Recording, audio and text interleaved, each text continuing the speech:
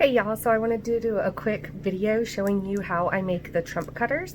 So bear with me, it's my first time using the phone holder, so I'm not sure how it's going to work out. Alright, to start with, I have pumpkin spice latte. So I use pickle jars because of how many beads I make. So what I'm going to do first is I have a pan that I measure it in. Let's see if we can get that. Okay, so what I'm going to do first is I'm going to put down the cutter so I can kind of measure it, and then I'm just going to fill it up.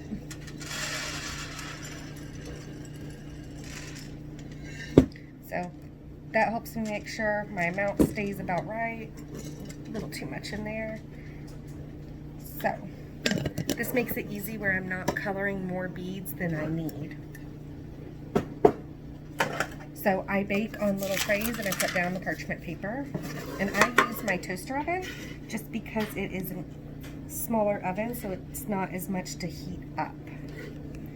And it goes a lot quicker. So I'm not sure how well you can see that, but I'm going to put my trump cutter down. And what I'm going to do is I'm going to take out of those that I just did, and I'm going to kind of measure out for my star in the middle, because I want this star to be a white color. And so if you notice, these beads are a little yellow, and that's from the fragrance oil that I use. So what I'm going to do is I'm going to take those, and I have to get a mason jar. There, I get them all. And then I'm going to take some white mica powder. Hi, baby. And with the white mica powder, I have them in little lip gloss containers that I got at Walmart. Makes it work very nice. So I'm almost out of the white, but I got the mica powder off Amazon. I just ordered some new mica powder from Mad Mica, so I'm really excited to get that. So you take it and put just a tiny bit in there, and then you just shake it really good. And this is going to make it coat the beads where it's good. You do not need a lot. Okay, so I still have some beads left here, and they are going to be my red and my blue. So I am going to grab my mason jars again, and I have a jar for red and a jar for blue, and I use liquid dye for these colors. The mica powders I have don't tend to give off a really bright red or a bright blue. It's more pastel colors. So hopefully the ones I get from Mad Mica, I heard that they are really good, is what I found in one of my Facebook groups. So I'm hoping that is true. But I'm just going to split these in half.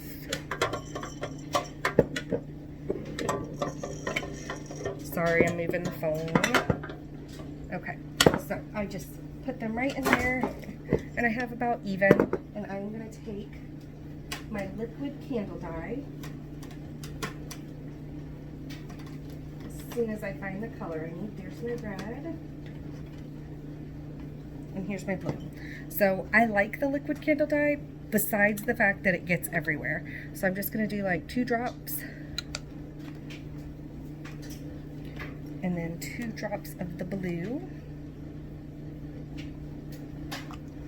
Okay. So you can already see it's on my hands. So I really like to use mica powders when I can, but sometimes you have to use the candle dye. All right, shake them up. Once again, you don't need a whole lot. So they are coated. All right, from there, I am going to go back to my trump cutter over here. Now, I'm going to do one side red, one side blue, and then the star is going to be white. So I'm just going to go ahead and fill the star up. I use a spoon, or I also have the measuring things that you use to like give kids medicines. I have those too, these, and I use these a lot too. So tweezers to get any beads that go stray where they shouldn't be. And I'm just going to fill this up.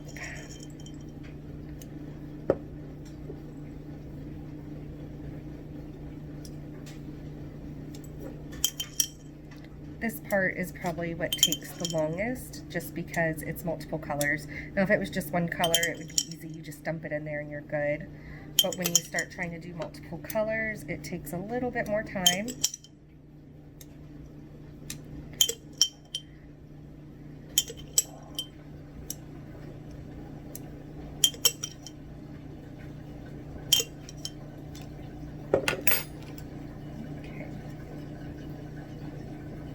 Some people don't pick up their fallen beads. I do.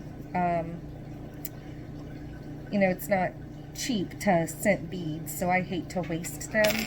So I don't waste any of them if possible. So I'm then going to take my red and I'm going to put it on one side, and my blue is going to go on the other side.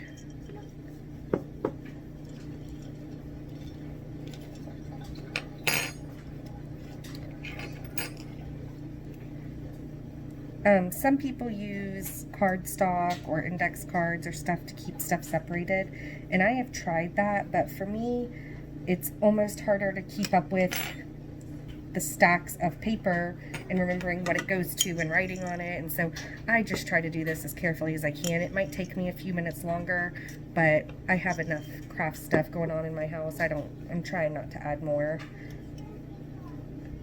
At some point, I'm thinking my husband's gonna give me an ultimatum and the craft stuff's gonna have to go. So I try to keep it just as simple as I can.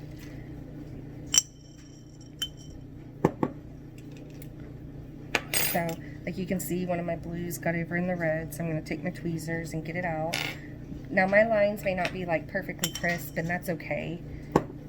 That's part of the beauty of a handmade product, is everyone is unique, everyone's different, and it's all made by hand. So what y'all are seeing is what I do with every single one of my cutters, or my shapes. So it takes time, and it's not a quick process.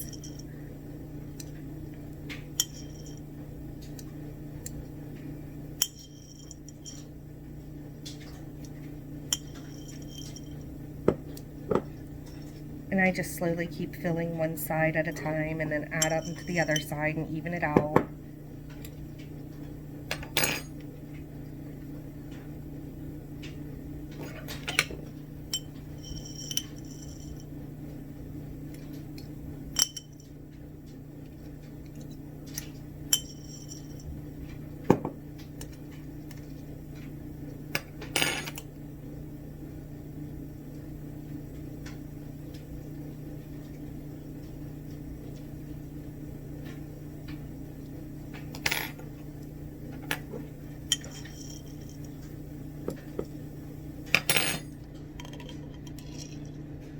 As I get going, I tend to like to use these medicine spoons. They go in tighter spaces easier than this spoon.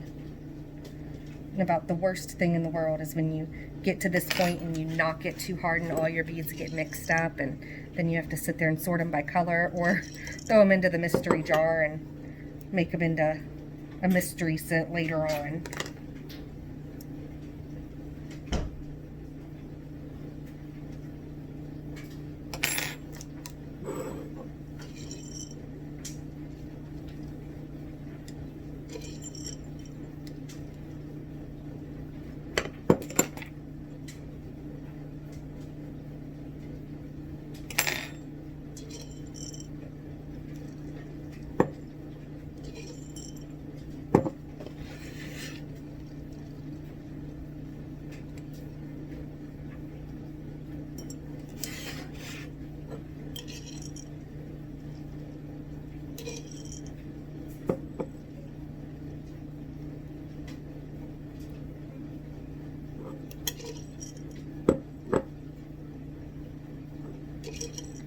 So it looks like I still measured too much, but at least it wouldn't have been as much as if I wouldn't have measured. So what I'll do with these extra beads is I will throw them into my mystery jar, and they'll get all mixed together, and I make mystery scents. So you wouldn't think it would smell good having a whole different, I don't know, like 4 or 5 different scents in a bag, or 10 of them depending on how many I've been making. But I've never had a mystery scent come out bad. Like, to me they smell really good. So I like to mix them up and make different shapes with those. Okay, so now this is the way it should look when you're done. So this is my mystery jar. So as you can see, it's just a bunch of different random beads. So I always like how colorful it ends up looking. So I'll dump these in there, and then I'll just shape them up, and whenever I decide to make a mystery shape, I'll come and get these beads. Alright, from here, what I'm going to do is, these are roll pins, and I use these instead of screws because they tend to, I like them better. The holes are cleaner, they work really good. So I'm just going to grab one of these, and this is where I tend to mix my colors up just a little, but that's okay. So I just push it down until I make sure that I am touching the metal. And from here, I'm going to very gently pull this white star up. I'm not going to take it all the way out. I'm just going to pull it up, and I'm going to bake it just like that. So my oven is right over there. Excuse the sink full of dishes. I have a load going in the dishwasher already from today. So I'm going to pop these in the oven, and they are going to cook about 8 minutes. So I'm going to set the timer, and I'm going to wait for about 8 minutes for those to cook, and then I will show you what it looks like once I'm done cooking it. Okay, so it's been 8 minutes, so I am going to pull Mr. Trump out of the oven and let it cool for a few minutes. For me, I let it cool about 5 or 10 minutes, and then I will take the cutters out. And I had pulled this one up just a little, the star, so that way a layer would form on the bottom and the star wouldn't come all the way out.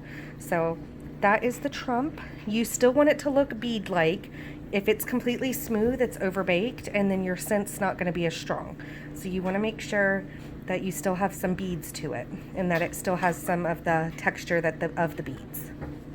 So I will show you in just a few minutes once this cools. Okay, so I have let it cool,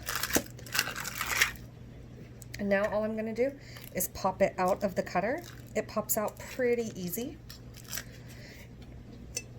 And if you notice, this cutter's a little bit different. It has, it's not like a normal cookie cutter. We actually made this one ourselves, so it's a little bit different. But now that just pops out, and the hole is absolutely perfect. I tried screws and all sorts of other things, and I wasn't a big fan of it. So I have found that is the easiest, the roll pins. Okay, so you pull it out, and there is Mr. Trump. He is ready to make somebody's vehicle smell good. All right, so that was my Trump cutter. So I hope y'all enjoyed it and it was beneficial to you. If you have any questions, ask me and I'll do my best to answer them. Thanks.